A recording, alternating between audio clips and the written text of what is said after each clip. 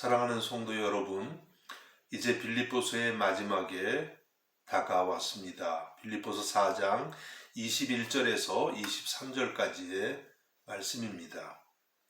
이 말씀은 사도 바울의 이제 마지막 인사가 되겠습니다. 인사라고 해서 그냥 형식적인 것은 결코 아닙니다. 사도 바울이 마음에 담고 있었던 정말 중요한 이야기를 이 마지막에 하고 있는 것입니다.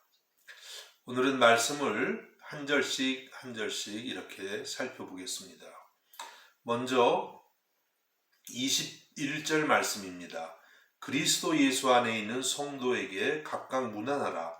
나와 함께 있는 형제들이 너희에게 문안하고, 이렇게 인사를 시작합니다.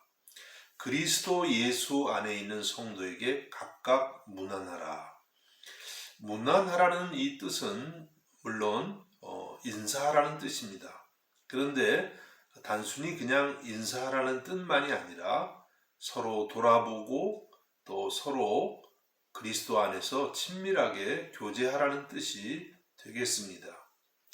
사도 바울은 편지를 마칠 때에 마다 이렇게 성도의 교제를 매우 중요하게 언급하고 있습니다. 특히 로마서 같은 경우에는 마지막 16장에서 로마 교회의 성도들의 이름을 계속 열거하면서 그들에게 인사를 전하는 것을 볼 수가 있습니다. 로마서 앞부분에서 정말 놀라운 복음의 진리를 전했는데 그것으로 그냥 끝나도 될 것 같은데 그렇게 하지 않고 성도의 교제에 심혈을 기울이고 있는 사도 바울의 모습을 볼 수가 있습니다. 무슨 의미가 되겠습니까? 우리의 신앙생활은 하나님과의 수직적인 관계뿐만 아니라 수평적으로도 공동체적이어야 한다는 것을 말씀하고 있는 것입니다. 여기 유럽에 살아가면서 종종 듣는 이야기가 있습니다. 하나님을 개인적으로 잘 믿으면 그만이지 꼭 그렇게 매주일 교회에 가야 되느냐라고 하는 그런 분들이 꽤 있습니다. 그런데 사실 그와 같은 생각은 성경적이지가 않습니다. 성경은 우리들에게 언제나 공동체적 신앙생활을 말씀하고 있는 것입니다. 이것은 초대교회의 전통입니다. 사도행전 2장 46절과 47절에 보니까 날마다 마음을 같이하여 성전에 모이기를 힘쓰고 집에서 떡을 떼며 기쁨과 순전한 마음으로 음식을 먹고 하나님을 찬미하며 또 온 백성에게 칭송을 받으니 주께서 구원받는 사람을 날마다 더하게 하시니라. 초대교회는 날마다 마음을 같이하여 성전에 모이기를 힘썼다고 했습니다. 날마다 모여서 하나님을 예배하고 또 서로 음식을 나누면서 교제했던 것입니다. 이것이 초대교회의 전통입니다. 그리고 이러한 전통은 초대교회 때 시작된 것은 아닙니다. 구약 시대 때부터 하나님은 이스라엘을 공동체로 부르셨습니다. 하나님이 아브라함 개인을 부르셨지만 그것은 단순히 아브라함 개인에게서 끝나는 것이 아니라 이제 아브라함을 통해서 이스라엘이라는 공동체를 형성하시기 위한 것이었습니다. 그래서 구약 성경은 하나님과 이스라엘 신앙 공동체의 관계라고 할 수가 있습니다. 우리 주님도 마찬가지였습니다. 한 사람 혹은 둘씩 이렇게 제자들을 부르셨지만 그들을 결국에는 12제자 공동체 안에서 생활하게 하신 것입니다. 12제자 공동체는 여러 가지 문제도 참 많았습니다. 갈등이 많았습니다. 그러나 예수님께서는 제자들을 그 갈등 안에서 살아가도록 하셨습니다. 그래서 그곳에서 섬기는 법, 화평케 하는 법을 배우게 하셨던 것입니다. 여러분, 주님께서 우리들을 부르실 때도 마찬가지가 되겠습니다. 우리를 개인적으로 부르시지만 주님은 동시에 공동체로 우리를 부르고 계신 것입니다. 공동체 안에는 언제나 많은 문제가 있지만 그 안에서 주님의 인격과 성품을 배워가기를 원하시는 것입니다. 여러분 그렇지 않습니까? 우리가 무인도에서 혼자 산다면 아무런 문제가 없을 것입니다. 그러나 거기에서는 화평케 하는 제자도를 배울 수가 없습니다. 또한 다른 이들을 섬기는 그리스도의 본을 배울 수가 없는 것입니다.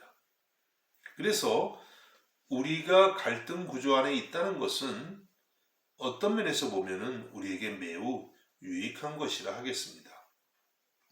빌립보 교회는 선교적으로 매우 헌신되어 있었지만 또한 갈등도 많이 있었습니다. 우리가 2장에서 보았던 우리가 앞에서 보았던 유오디아와 순두계의 갈등도 그와 같은 것입니다.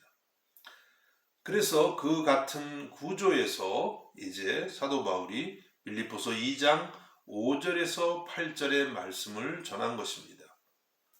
이렇게 말씀합니다. 너희 안에 이 마음을 품으라. 곧 그리스도 예수의 마음이니 그는 근본 하나님의 본체시나 하나님과 동등됨을 취할 것으로 여기지 아니하시고 오히려 자기를 비우어 종의 형체를 가지사 사람들과 같이 되셨고 사람의 모양으로 나타나사 자기를 낮추시고 죽기까지 복종하셨으니 곧 십자가에 죽으시니라. 빌립보 교회에 많은 갈등의 요소들이 있었기 때문에 바로 그곳에 이렇게 위대한 말씀을 증거하게 되었던 것입니다. 여러분, 우리들도 비록 많은 갈등이 우리의 신앙 공동체에 있을지라도 그것을 우리가 버리기보다는 그 안에서 주님의 제자도를 배울 수 있기를, 주님의 종의 도를 배울 수 있기를 간절히 바랍니다. 이제 22절 말씀입니다. 모든 성도들이 너에게 문안하되 특히 가이사의 집 사람들 중 몇이니라. 모든 성도들이 빌립보 교회 성도들에게 문안한다고 했습니다. 아마 여기서 모든 성도들은 로마에 있었던 지역 교회들을 의미하는 것 같습니다. 그리고 또 특히 가이사의 집 사람들 중 몇이라고 했습니다. 가이사의 집 사람들은 과연 누구일까요? 이들은 황제의 궁에서 일하는 사람들을 의미했을 것입니다. 빌립보서 1장 12절과 13절에 이렇게 말씀합니다. 형제들아, 내가 당한 일이 도리어 복음 전파의 진전이 된 줄을 너희가 알기를 원하노라. 이러므로 나의 매임이 그리스도 안에서 모든 시위대 안과 그 밖의 모든 사람에게 나타났으니. 사도 바울이 옥에 갇혔을 때에 날마다 시위대 군사들, 그러니까 황제의 궁을 지키는 황제의 친위대 사람들을 늘 만났다는 것입니다. 또 그들은 누구였냐면 황제의 궁을 지키는 사람들이었기 때문에 아무나 시위대 군사가 될 수 없었고 정말 황제의 집안 사람이거나 혹은 귀족의 자녀들이었을 것입니다. 사도 바울은 그들을 만나면서 끊임없이 복음을 전했고 그들 중에 몇 사람이 예수님을 주님으로 영접하게 된 것입니다. 그러니까 사도 바울은 감옥 생활을 통해서 복음을 로마의 심장부까지 전하게 된 것입니다. 우리는 이 사도 바울의 짧은 언급에서 예수님의 복음이 얼마나 능력이 있는지 알 수가 있습니다. 바울이 감옥에 갇혔을 때만 해도 이제 더 이상 복음을 전하기가 어려울 것만 같았습니다. 그런데 사실은 감옥에 갇힘으로써 복음이 로마의 한복판까지 전해지게 되었던 것입니다. 로마 제국이 사도 바울을 감옥에 가둘 수 있었지만 바울 안에 있었던 예수 그리스도의 복음은 가둘 수가 없었던 것입니다. 또 사도 바울은 이 로마 감옥에서 에베소서, 빌립보서, 골로새서, 빌레몬서라는 성경의 4권의 책을, 4권의 서신을 쓰게 된 것입니다. 여러분, 예수님의 복음은 환경에 의해서 영향을 받지 않습니다. 아니, 어쩌면 환경이 나쁠수록 복음은 더욱 빛을 발합니다. 여러분, 우리가 빌립보서를 기쁨의 서신이라고 부르면서 은혜를 받는 이유가 어디에 있습니까? 만일 사도 바울이 편안한 데서, 호텔 같은 데서 쉬면서 이 편지를 썼다면 이 빌립보서가 우리에게 큰 감동을 주지는 못할 것입니다. 그런데 사도 바울이 인간적으로 최악의 상황에서 기쁨을 누리면서 이 서신을 썼기 때문에 우리에게 큰 감동이 되는 것입니다. 이 빌립보서를 읽으면서 우리들도 어떤 형편에서도 복음의 능력으로 기쁨의 삶을, 복된 삶을 살 수 있겠구나, 이와 같은 확신이 들어오는 줄로 믿습니다. 여러분, 이 복음의 능력을 여러분의 삶이 아무리 어려울지라도 그 어려운 삶의 현장 속에서 기쁨을 누릴 수 있기를 간절히 바랍니다. 사도 바울이 그런데 이들을 언급할 때 특히라고 했습니다. 이유가 무엇일까요? 황제의 집안 사람들이라 특별하다는 뜻일까요? 그렇지는 않겠죠. 사도 바울은 이들을 언급함으로써 빌립보 교회 성도들을 격려하고자 했던 것입니다. 오늘 이 말씀은 우리에게도 큰 격려가 되는 것입니다. 오늘 우리 교회들은 이 코로나 기간에 많은 타격을 받고 있습니다. 한국 교회가 특히 그런 것 같습니다. 많은 성도들이 이 코로나 기간에 예배를 나가지 못했고 또 아직도 예배에 적극적이지 못한 그러한 성도들도 많이 있는 것 같습니다.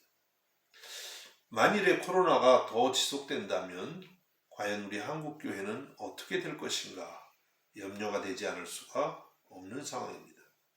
그러나 오늘 말씀은 이러한 상황에서도 복음은 방해받지 않고 끊임없이 전파될 수 있다는 사실을 우리에게 말씀해 줍니다. 누구를 통해서입니까? 바로 사도 바울과 같이 우리 주 예수 그리스도의 복음을 깨닫고 그 복음에 전적으로 헌신된 사람들을 통해서인 것입니다. 여러분, 우리들이 바로 바울과 같이 그리스도의 복음에 붙들리는 그런 사람들이 되어서 복음의 능력을 경험하고 또 이 복음을 계속해서 전하는 일꾼이 될 수 있기를 간절히 바랍니다. 사도 바울이 본문에서 특히 가이사 집 사람들 중 몇이니라고 할 때에 바울의 마음에는 로마 제국 전체가 그리스도께로 돌아오는 그와 같은 비전을 가졌을 것이라고 생각합니다. 비록 그가 감옥에서 죄수의 몸으로 있지만 이제 그가 전한 복음이 곧 로마 제국을 정복하고 또 로마 황제조차도 예수님을 주로 고백하는 날이 올 것이라고 그는 바랬을 것입니다. 실제로 303년, 그러니까 사도 바울이 순교한 지 약 250년쯤 지나서 콘스탄틴 대제 때 로마가 기독교를 공인하게 된 것입니다. 그리고 점점 황제들이 예수님을 주로 고백하게 되었고 또한 로마 제국 전체가 기독교 국가가 되었던 것입니다. 여러분, 이 놀라운 이야기들을 우리가 생각할 때에 예수님이 말씀하신 씨 뿌리는 비유도 생각이 납니다. 농부 되신 하나님이 하나님의 말씀의 씨앗을 뿌렸습니다. 길가, 돌밭, 가시떨기, 그리고 좋은 땅, 옥토에 떨어졌습니다. 4종류의 밭에 떨어졌는데 그 중에 3종류의 밭은 전혀 열매를 맺지 못했습니다. 그렇다면 농부가 실패한 것일까요? 아닙니다. 왜냐하면 옥토에 떨어진 씨가 30배, 60배, 100배의 열매를 맺었기 때문입니다. 여러분, 하나님의 복음이 이와 같습니다. 수많은 이들이 복음을 듣고 또 많은 이들이 교회에 나옵니다. 그런데 환란의 바람이 불면 많은 사람들이 흩어지고 맙니다. 그러나 실망할 필요가 없습니다. 왜냐하면 언제나 옥토와 같은 마음을 가진 성도들이 있고 또 그들을 통해서 30배, 60배, 100배의 열매를 맺기 때문인 것입니다. 여러분, 이와 같은 주님의 진리를 생각하면서 낙심치 말고 더욱더 주의 복음을 위하는 일에 최선을 다할 수 있기를 주님의 이름으로 축복합니다. 이제 마지막 23절이 되겠습니다. 주 예수 그리스도의 은혜가 너희 심령에 있을지어다. 주 예수 그리스도의 은혜가 너희 심령에 있을지어다. 사도 바울은 편지를 시작할 때에도 또 편지를 마칠 때에도 항상 빼놓지 않고 주 예수 그리스도의 은혜를 언급합니다. 그만큼 주 예수 그리스도의 은혜가 사도 바울의 신앙 고백에 있어서 중요했다는 뜻이 됩니다. 그러면 사도 바울이 말씀하는 은혜는 어떤 것입니까? 사도행전 9장을 보면 사도 바울이 예수님을 만나는 장면이 나옵니다. 본래 사도 바울은 예수님을 믿지 않는 사람이었습니다.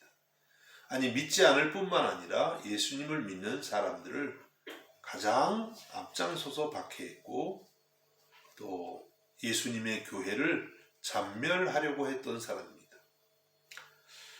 사도 바울은 그와 같이 주님의 교회를 심하게 박해했지만 예수님께서는 이와 같은 바울을 구원하시고 또 이방인의 사도로 삼아 주셨습니다. 그래서 사도 바울은 주님의 복음을 설명할 때 은혜라고 하는 말 외에는 다른 말을 쓸 수가 없었던 것입니다. 자신을 주님을 그렇게 박해했던 자신을 불러주신 그 주님의 은혜에 감사하면서 그 은혜에 사로잡혀 살았던 사람입니다. 그래서 사도 바울은 복음을 정의할 때 은혜의 복음이다 이렇게 말씀합니다. 사도행전 20장 24절입니다.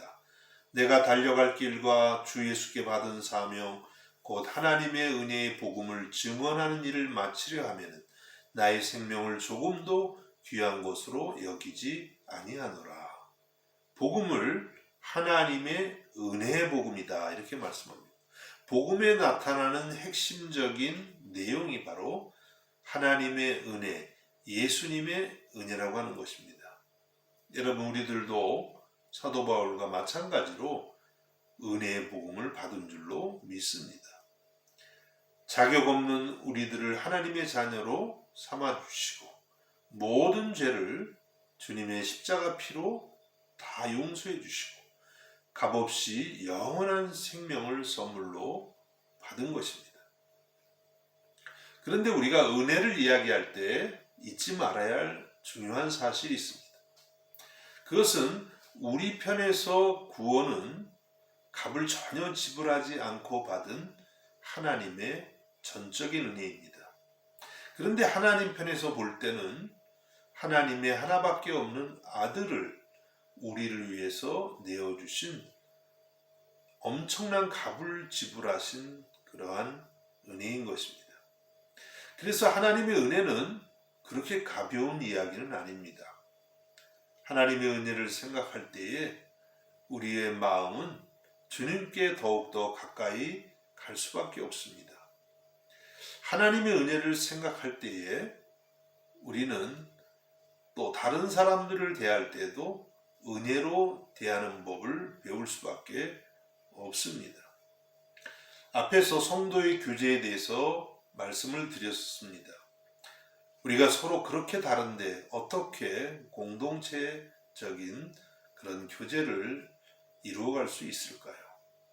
우리 힘으로는 되지 않습니다. 오직 주님의 은혜가 우리 각각의 마음을 주장할 때에 우리 신앙의 공동체는 은혜로운 공동체가 되는 줄로 믿습니다. 그리고 하나님의 은혜가 우리를 주장할 때에 우리의 마음에 참된 기쁨이 있습니다. 여러분, 성경에서 은혜라는 헬라어는 감사와 기쁨이라는 단어와 그 어원이 같습니다. 은혜는 헬라어로 카리스이고 감사는 유카리스테오이고 기쁨은 카라입니다. 다 똑같은 어원에서 나온 것입니다. 그래서 은혜를 받은 사람의 마음에는 감사가 있습니다. 또 은혜를 받은 사람의 마음에는 기쁨이 있다는 것입니다. 여러분, 사도 바울이 이 감옥에서도 끊임없이 기뻐하라, 기뻐한다 이와 같이 말씀할 수 있었던 것은 어떤 이유에서일까요? 바로 하나님의 은혜가 그의 심령 가운데 늘 있었기 때문인 것입니다. 여러분, 우리의 심령에도 이와 같은 주 예수 그리스도의 은혜가 늘 충만할 수 있기를 우리 주님의 이름으로 축복합니다. 기도하겠습니다. 하나님 아버지, 그동안 빌립보서를 함께 나눌 수 있게 해주심을 감사드립니다. 이제 마지막으로 성도의 교제와 또 복음의 승리와 예수 그리스도의 은혜에 대해서 말씀해 주시니 감사드립니다. 우리의 심령을 날마다 주님의 은혜로 주장해 주셔서 우리의 교제가 은혜가 넘치게 해주시고 또한 주님의 복음을 넉넉히 증거할 수 있도록 도와주옵시며 그 주님의 은혜 안에서 감사가 넘치고 기쁨이 넘치게 하여 주시옵소서. 어떠한 상황에서도 주님이 주시는 놀라운 은혜가 우리 안에 충만케 하여 주시옵소서. 예수님의 이름으로 기도하옵나이다. 아멘.